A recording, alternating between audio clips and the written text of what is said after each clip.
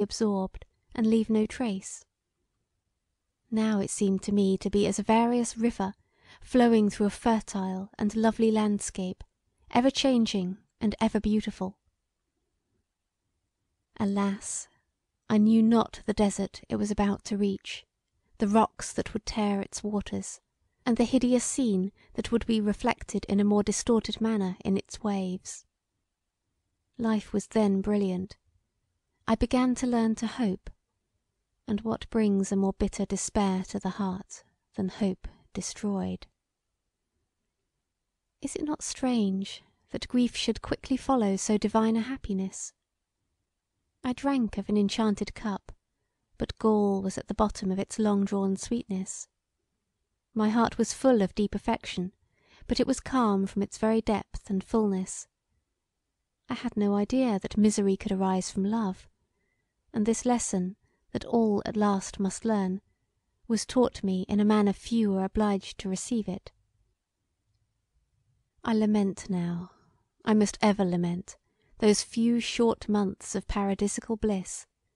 I disobeyed no command, I ate no apple, and yet I was ruthlessly driven from it. Alas, my companion did, and I was precipitated in his fall. But I wonder for my relation, let woe come at its appointed time, I may, at this stage of my story, still talk of happiness. 3 months passed away in this delightful intercourse, when my aunt fell ill. I passed a whole month in her chamber nursing her, but her disease was mortal, and she died, leaving me for some time inconsolable. Death is so dreadful to the living. The chains of habit are so strong, even when affection does not link them, that the heart must be agonized when they break. But my father was beside me to console me, and to drive away bitter memories by bright hopes. Methought that it was sweet to grieve, that he might dry my tears. Then again he distracted my thoughts from my sorrow, by comparing it with his despair when he lost my mother. Even at that time I shuddered at the picture he drew of his passions. He had the imagination of a poet, and when he described the whirlwind that then tore his feelings, he gave his words the impress of life so vividly that I believed while I trembled. I wondered how he could ever again have entered into the offices of life, after his wild thoughts seemed to have given him affinity with the unearthly. While he spoke, so tremendous were the ideas which he conveyed, that it appeared as if the human heart were far too bounded for their conception. His feelings seemed better fitted for a spirit whose habitation is the earthquake and the volcano, than for one confined to a mortal body and human lineaments. But these were merely memories. He was changed since then. He was now all love, all softness, and when I raised my eyes in wonder at him as he spoke, the smile on his lips told me that his heart was possessed by the gentlest passions.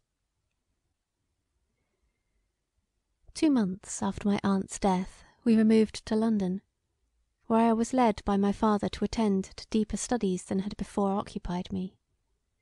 My improvement was his delight.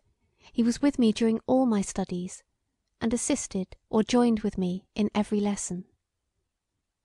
We saw a great deal of society, and no day passed that my father did not endeavour to embellish by some new enjoyment.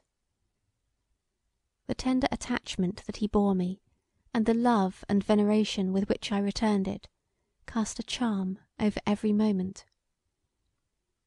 The hours were slow, for each minute was employed. We lived more in 1 week than many do in the course of several months, and the variety and novelty of our pleasures gave zest to each.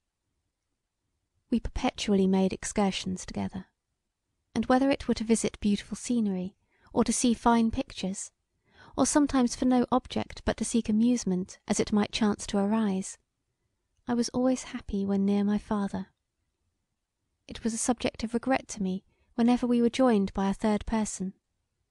Yet if I turned with a disturbed look towards my father, his eyes fixed on me, and beaming with tenderness, instantly restored joy to my heart. Oh, hours of intense delight! Short as ye were, ye are made as long to me as a whole life when looked back upon through the mist of grief that rose immediately after, as if to shut ye from my view. Alas! Ye were the last of happiness that I ever enjoyed. A very few weeks, and all was destroyed.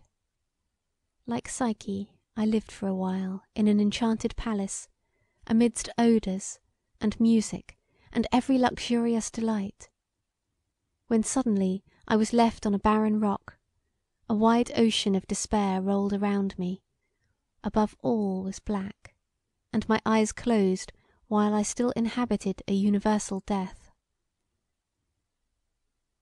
Still I would not hurry on. I would pause for ever on the recollections of these happy weeks. I would repeat every word, and how many do I remember? Record every enchantment of the fairy habitation. But no, my tale must not pause. It must be as rapid as was my fate.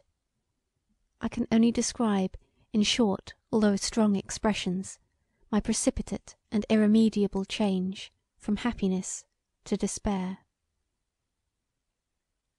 End of chapter 3.